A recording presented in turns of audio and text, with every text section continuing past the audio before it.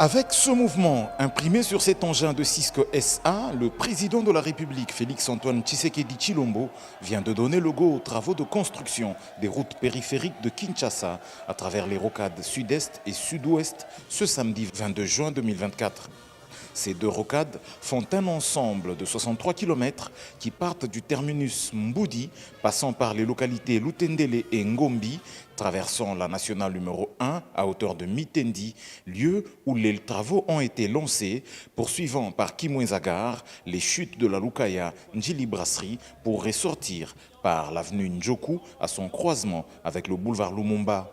Le mot de bienvenue à cette cérémonie a été dit par le gouverneur de la ville, Daniel Bumba Lubaki. Il a notamment remercié le chef de l'État pour son souci permanent de doter le pays des infrastructures modernes utiles à son développement. Le directeur général de l'Agence congolaise des grands travaux, l'ingénieur Nico Nzaou, a présenté le projet avec toute son utilité, dont la fluidification du trafic dans la ville de Kinshasa. Ces rocades ont pour objet de doter la ville de Kinshasa d'une ceinture de 360 degrés composée de 4 rocades, dont les 2 qui nous réunissent en ce jour. Ces travaux consistent à la réalisation des ouvrages ci-dessous pour une durée de 2 ans et demi compte tenu des expropriations. Une route revêtue en béton bitumineux 2 fois 2 voies de 63 km.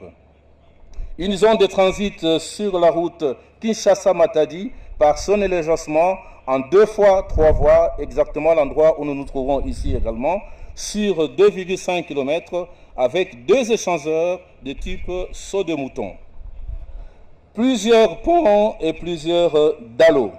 Le traitement de plusieurs têtes d'érosion ainsi que d'importants travaux de terrassement. Autre prise de parole à signaler, celle du directeur général de l'agence de pilotage, de coordination et de suivi des conventions, ou encore celle du représentant du groupement des entreprises chinoises GEC en sigle. Dans son propos, l'ambassadeur de la République populaire de Chine a salué ce nouveau départ dans l'amitié entre la RDC et son pays. L'occasion a par la suite été donnée au ministre des ITP, Alexis Guissaro, de présenter sommairement la politique du gouvernement en ce qui concerne les infrastructures pour ce quinquennat du chef de l'État.